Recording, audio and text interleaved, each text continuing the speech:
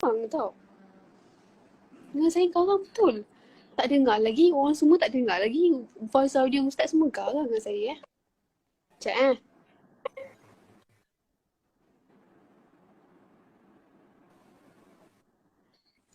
Mira Kau tulis ke tidak? bukan. Soalan. Oh, okey. Ha. Mira tanya Ustaz, kalau waktu kita solat subuh, doa kunut lupa baca, tak apa ke tak ke macam mana? Solat doa kunut hukum dia sunat. Kalau dalam mazhab Syafi'i sunat, maknanya yang paling tinggi hukum dia, yang paling berat hukum dia sunat saja, tidak wajib. Okey? Jadi kalau sengaja ditinggalkan, sembahyang subuh tetap sah. Tapi dalam doa dalam mazhab Syafi'i, doa kunut kalau tertinggal kena buat sujud sahwi. Tapi kalau dua-dua tak buat pun tak ada masalah. Jadi isunya sah tahu. Yes. Oh. Apa lagi? Okey, batal atau tidak wuduk jika kita bersalaman dengan bapa mertua? Tak. Sebab bapa mertua adalah lelaki yang haram dikahwini selama-lamanya. Dia punya kaedah senang saja. Lelaki dan perempuan yang haram dikahwini selama-lamanya tidak membatalkan wuduk. Yang membatalkan wuduk kalau lelaki dan perempuan boleh boleh kahwin bersama. Macam apa? Macam bulan 10 ni ada orang nak kahwin. Aku tak tahulah siapa kan. Macam itulah. Okey? Bulan 11 ke macam itulah, tengok bergantung pada COVID ni. Okey, itu satu. Ada dua jenis haram. Okey? Pertama haram selama-lamanya. Yang ni tak batal wuduk. Tapi ada haram yang sementara. Contoh, Mira haram berkahwin dengan abang ipar. Dengan adik ipar. Contohnya adik kau dia kahwin dengan lelaki, kau haram berkahwin dengan dia. Tapi haram sementara. Walaupun haram, tapi sentuh batal wuduk sebab dia tak haram selama-lamanya. Okey, terus. Okey. Allah lajunya sekejap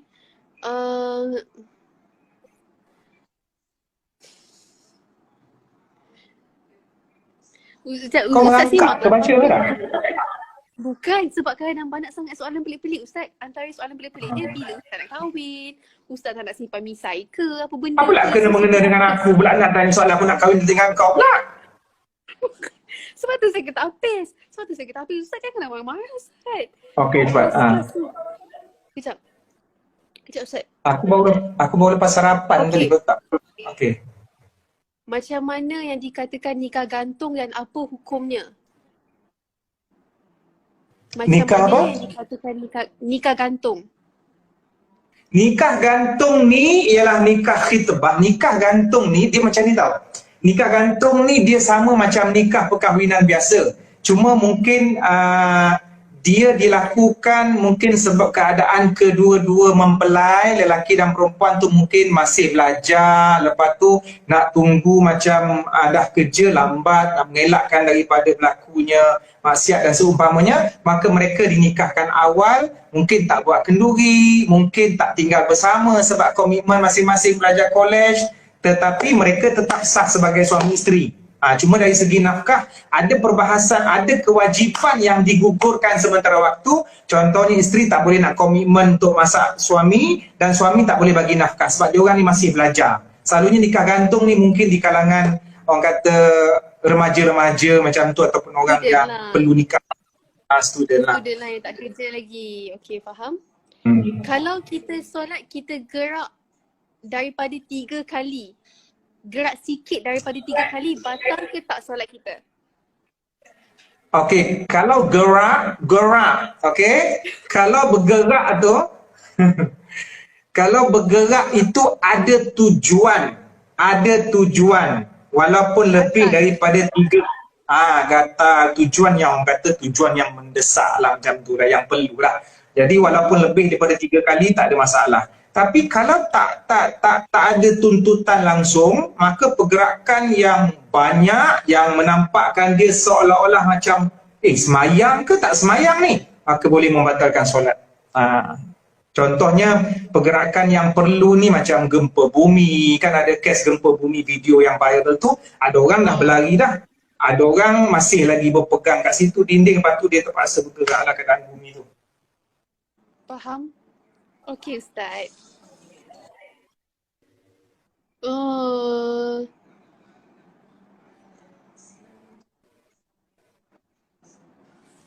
macam mana kita nak qada solat yang ditinggalkan selama bertahun?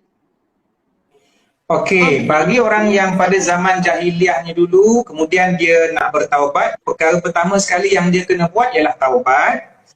Taubat. Okey. Okey, tak apa. Teruskan. Okey. Yang kedua, dia boleh gantikan solat dia yang mungkin beratus-ratus itu, tapi bukan maksudnya dia kena buat dalam masa satu hari. Itu nanti akan menyebabkan dia letih, dia akan salah faham dengan Islam, menyusahkan bagi dia. So, dia boleh buat secara beransur-ansur. Hari ni sekali, besok sekali, tak ada masalah. Itu kaedah dia.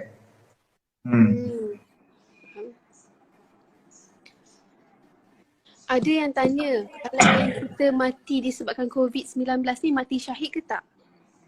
Sebahagian ulama yang meletakkan kategori bahawa COVID-19 ni adalah wabak, maka dia dikategorikan sebagai mati syahid. Sebab dalam hadis, Nabi ada sebut dalam satu hadis, antara syahid itu adalah ta'un. Ta'un ni dia didefinisikan sebagai penyakit menular.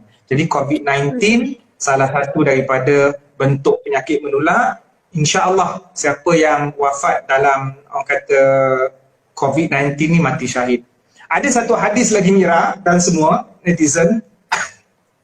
Nabi kata kelebihan orang yang duduk di rumah tak keluar ketika penyakit wabak. Apabila dia duduk di rumah, dia berusaha untuk mengelakkan penyakit dan dia bersabar dan dia mengharapkan ganjaran Allah, insya-Allah dia dapat pahala syahid. InsyaAllah. So, semua memang kena duduk rumah, kena solat, perbanyakkan solat, mengaji dan sebagainya lah.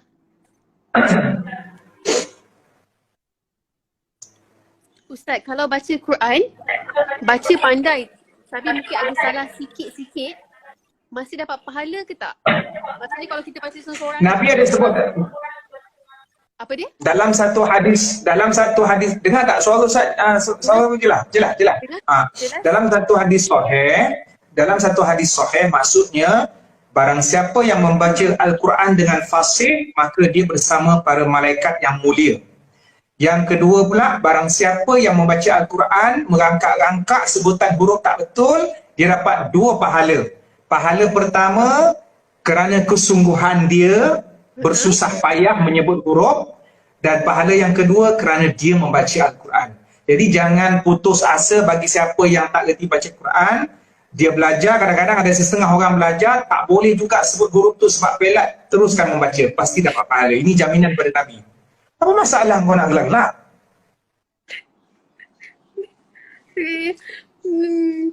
Terasa. Kejap.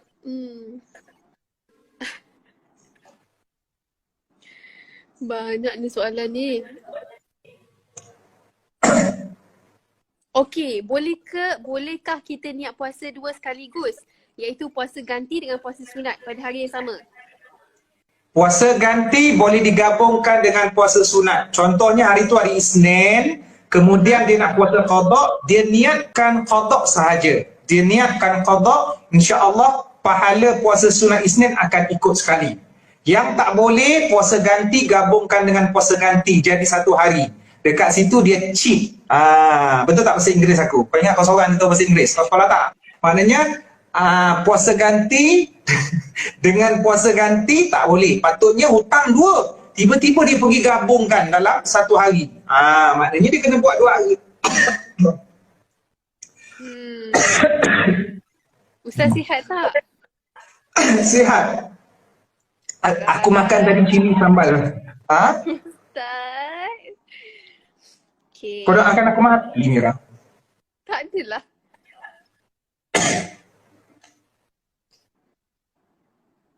Apa hukum solat sewaktu azan berkumandang? Ni saya pernah dengar juga ni. Kerana orang nak Allah kan nak azan kan. Kita nak cepat solat. Apa hukum dia? dia dah automatik sebenarnya kalau start azan je dah masuk waktu boleh terus solat ke atau kena tunggu azan habis dulu baru solat? Okey, antara syarat sah solat ialah masuk waktu. Bila ikan bang tu dah sebut Allahu Akbar, tu dah masuklah. Lepas tu kita pun terus solat. Dari segi sah memang sah, tapi dari segi keutamaan, kalau dia semayang waktu azan, habis mana semayang qabliyahnya, dia tak buat 2 rakaat, jadi rugi dekat situ lah dari segi pahala. Faham tak? Faham. Faham. So dari segi sah sembahyang itu sah sahaja. Tapi kerugiannya dia tak buat qabliyah. Contohnya macam sembahyang subuh. Sembahyang subuh qabliyah 2 rakaat, sembahyang 2 rakaat sebelum subuh tu sangat-sangat dituntut. Nabi sebut dalam hadis rakaat al-fajri khairum minad dunya wa ma fiha. Tu hadis. Terjemahkan Mira dalam bahasa Melayu. 2 rakaat sebelum subuh. 2 rakaat sebelum subuh lebih baik daripada dunia dan seisinya. Macam itulah. Jadi maknanya kecuali kalau dia nak cepat, ada flight, dia nak bersegera, kelang kabut ataupun ada urusan, mungkin dia boleh solat dan buat yang wajib. Doa iftitah mungkin tak perlu baca, surah selepas Fatihah tak perlu baca. Dia bergantung pada, depends on situation. Right? Wow. Okay. Next. Next.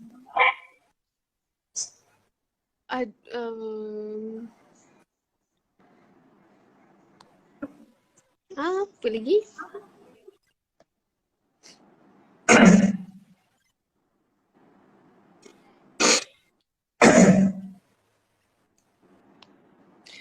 Aneh-aneh lah soalan dia kejap Ustaz Saya cari yang betul-betul sikit. Ustaz syuting tak sepanjang quarantine ni? Kau ingat aku syuting filem apa? COVID-19 tajuk dia. Tak ada, tangguh banyak. Ya Allah, ya Tuhan, kau tanya je. Mana tahu ada program TV ke, kan dipanggil Astro Oasis tu baca doa ke. Tak sekarang. So, apa ni hari tu, ialah maknanya sekarang ni dia nak minimumkan pergerakan tu. Jadi hari tu dia ada jemput untuk host tu, dia kata biar orang daripada Astro teruslah sebab kau kena keluar lagi, takut apa-apa berlaku untuk keselamatan sekarang ni. Tapi kalau konti pergi je Suria. Oh, faham? Apa ni? Ustaz bila main game, Ustaz kat mana sekarang? Main game apa? Aku tak pernah game-game Tak perasaan tahu. orang ni. Tak tahu. Soalannya.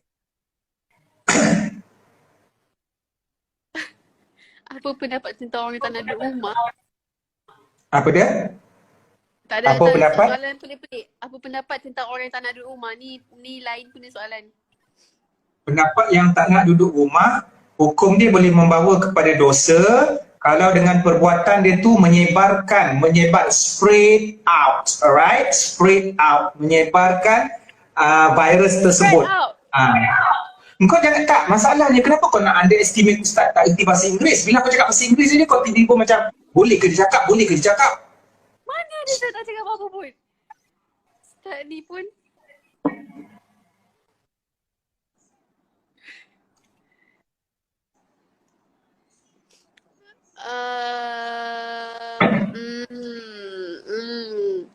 apa lagi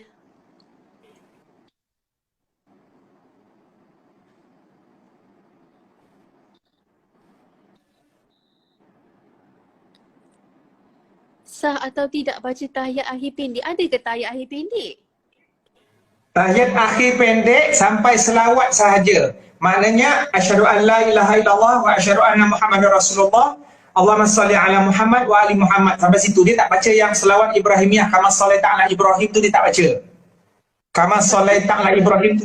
Okey, lepas tu dia kata sah atau tidak sah kalau baca tahiyat akhir Tak, pendek? sebab kama sallaita ala Ibrahim, selawat Ibrahimiyah sunat saja. Sunat.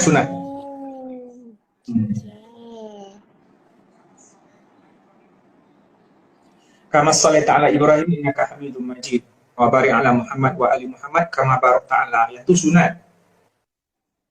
Dia rukun semayang ada 13.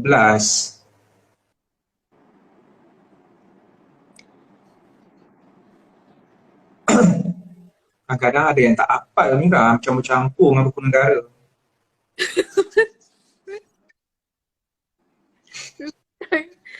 Aduh.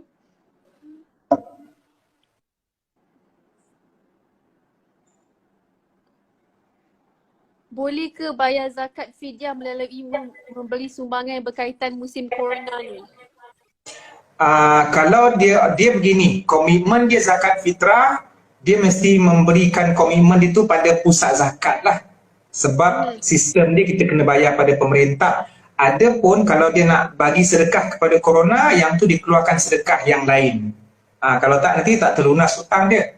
Walaupun ada juga perbahasan mengatakan boleh tak kalau kita bayar zakat bukan melalui pusat zakat. Kita terus cari asnaf.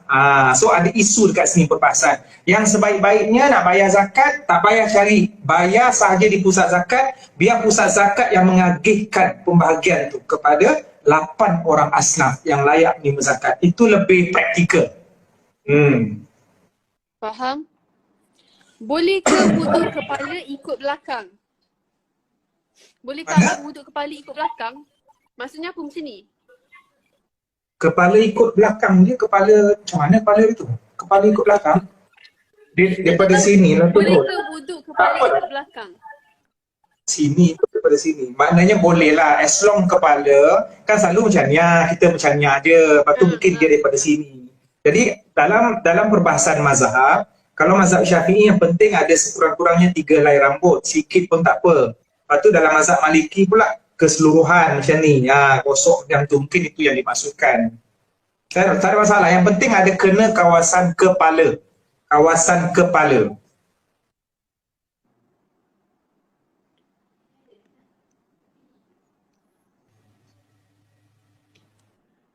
Apakah saya pun tak tahu ni, tapi apakah maksud uruf wal adat dan apakah autoriti tersebut? Uruf wal adat apa Ustaz? Apa dia? Bolehkah apa? Apakah maksud uruf wal adat? Uruf wal adat. Okey, teruskan soalan tu. Dan apakah autoriti tersebut? Okey, uruf. Ini soalan usul fiqh. Soalan dalam subjek usul fiqh. Iaitu satu subjek bagaimana untuk... SPM ke ni? Ini bukan SPM. Ini bukan SPM Mira, ini memang tentang bahagian fatwa, memang subjek agama yang complicated. Uruf ini, uruf dan adat. Uruf dan adat ini budaya dan kebiasaan. Jadi boleh tak dia dijadikan sebagai sandaran hukum? Okey? Kita punya sumber hukum yang kita belajar, Mira belajar, lepas tu Ustaz belajar, sesiapa belajar, ada 4 sumber dalil. Yang pertama Al-Quran, As-Sunnah, Ijma' dengan Qiyas. Kan? Kita pernah dengar kan? Quran, Sunnah, Ijma' dan Qiyas. Maknanya kalau dalam agama ni, dalil nak ambil daripada mana? 4 ni. Contohnya kita kata, apakah hukum makan KFC? Ambil daripada 4 dalil ni. Ada tak dalil boleh makan KFC? Dalam Quran sebut secara general. Contohnya, kulu washrabu min rizqillah. Ataupun apa hukum minum arak? Hukum dia haram. Mana bukti haram? Dalam Quran ada sebut innamal khamru wal maisir. So itu kita katakan sumber dalil. Jadi soalan bertanya, boleh tak uruf wal adat ini dijadikan sebagai sumber dalil? Maka hukumnya boleh, tapi ada perincian yang lebih luas. Contoh kita kata satu uruf kebiasaan, dia kata kalau daging itu hanya tertumpu kepada daging lembu sahaja. Okey, daging lembu. Kalau ikan tak panggil daging. Jadi kalau ada seseorang bersumpah ataupun bernazar, aku bernazar tak nak makan daging. Contohnya kan. Jadi kawasan situ adat dia daging hanya lembu. Jadi kalau dia makan ikan, tak ada masalah, dia tak berdosa, dia tak langgar sumpah. Tapi ada satu budaya, ada satu kampung, budaya dia bila sebut daging meliputi daging lembu dan daging ikan. Jadi kalau orang kampung situ bersumpah yang dia tak nak makan daging, tiba-tiba dia makan ikan. Bermakna dia telah melanggar sumpah. Mira faham tak? Maksudnya bergantung kepada budaya setempat. Itu kemenangan dia.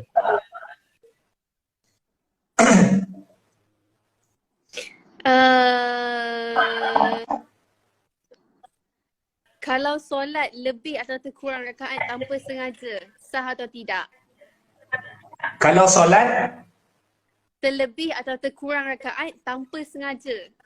Macam dia lupa. tanpa sengaja, tanpa sengaja sah. Tanpa sengaja, tak sengaja sah. Tapi disunatkan buat sujud sahwi. Sebab sujud sahwi itu maknanya lupa. Sujud tu sebagai menampung lah kita katakan.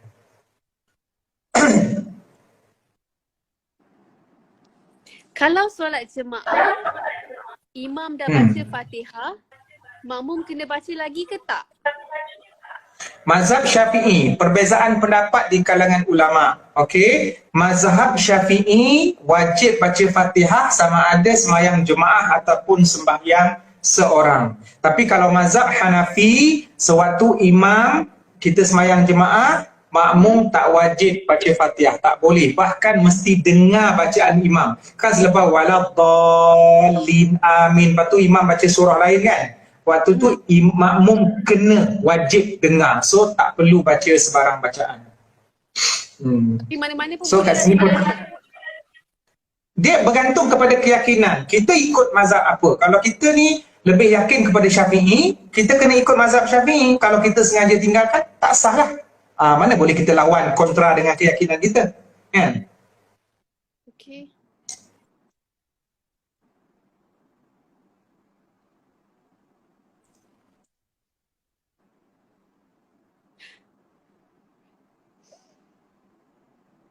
Sekejap Ustaz.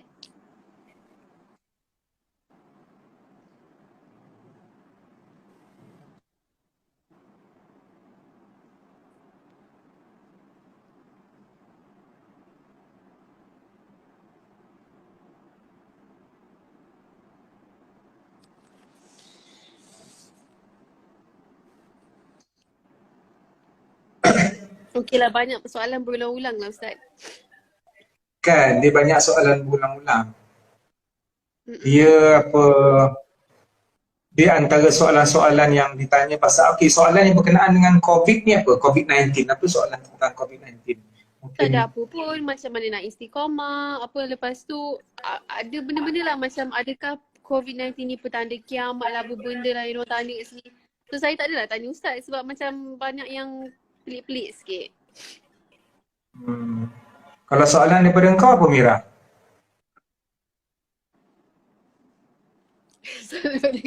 Soalan daripada saya. Dia ada banyak, dia bagi tips apa? Bagi tips apa? Apa dia Abah? Macam apa? Abah tanya macam mana nak jadi isteri soleh.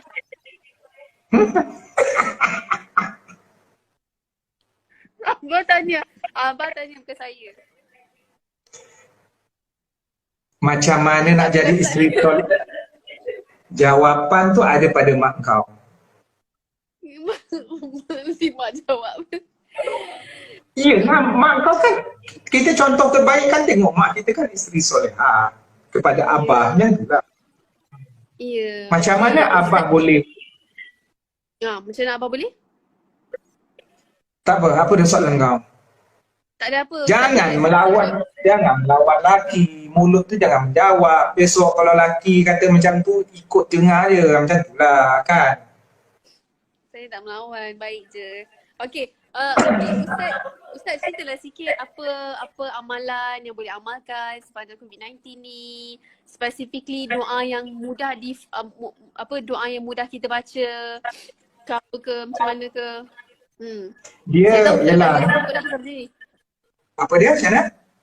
Saya tahu Ustaz banyak kali sebut dah pasal benda ni, tapi dengan live saya lah, sebut sekali. Okey, kepada semua netizen semua juga, sempena COVID ini ialah itu sebagai ruang untuk kita muhasabah lah, dan bukan tempat untuk kita menyalahkan mana-mana pihak. Bahkan kita mencari hikmah di sebalik kejadian ini. Adalah benda-benda yang Allah nak bagi rezeki. Sebenarnya rezeki itu bukan duit sahaja ataupun material, bahkan rezeki itu adalah ilmu, bahkan rezeki itu adalah suatu peringatan Allah nak tarik kita supaya kita jadi baik. Dan ada satu hadis yang Cik Man nak kongsi berkenaan dengan sikap orang mukmin, ajaban li amril mukmin, begitu unik dan istimewa pribadi orang yang beriman. Apabila dia diberikan nikmat, dia bersyukur, dan apabila dia diberikan musibah, contohnya COVID-19, dia bersabar. Jadi tak ada pun dalam hidup dia perkara yang negatif. Sama ada sebelum COVID-19 tetap positif, ketika COVID-19 pun dia tetap bersangka baik dengan Allah. Itu satu. Yang kedua, antara doa-doa yang boleh dibaca, mungkin ramai yang tak tahu bahasa Arab, boleh baca dalam bahasa Melayu kerana Allah faham.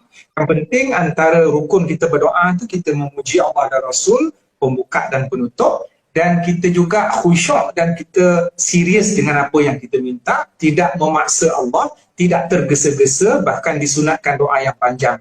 Antaranya Allahumma inna na'udzubika minal baras wal junun wal juzam was sayyi'il asqam. Ya Allah, kami berlindung dengan Engkau daripada penyakit sopak, kusta, gila dan juga penyakit-penyakit buruk yang lain. Boleh juga sambung wa COVID-19. Maknanya dalam doa tu Allah faham kita maksudkan apa. Dan juga bacaan-bacaan daripada hadis Nabi untuk menjadi tangkal kita. Contoh bismillahirrahmanirrahim la yadurru ma'asmihi syai'un fil ardi wala fis sama' wa huwas sami'ul alim. Yang ni semua hafal insya-Allah. Jadi jadikan itu sebagai ruqyah ataupun tangkal kita lah. Dengan keyakinan Allah yang menyembuhkan. Baiklah. Okay. Itulah saja juga Ustaz, saya rasa.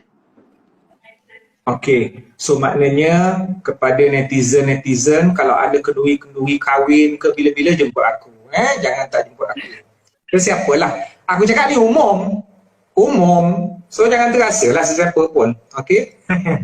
Jadi thank you Mira kerana planning untuk live pada malam ini. Terima kasih. Apa dia? Ustaz, save tau video ni. Saya tak mau save video ni, patut bagi saya. Macam mana? Save video ni tau. Kau tak boleh save ke tak? Okey, boleh. Okey. Okey Mira, salam mak dengan abang. Salam mak dengan abang. Apa adik kau? Itu. Okey. Assalamualaikum. Okey, mak abang salam. Salam.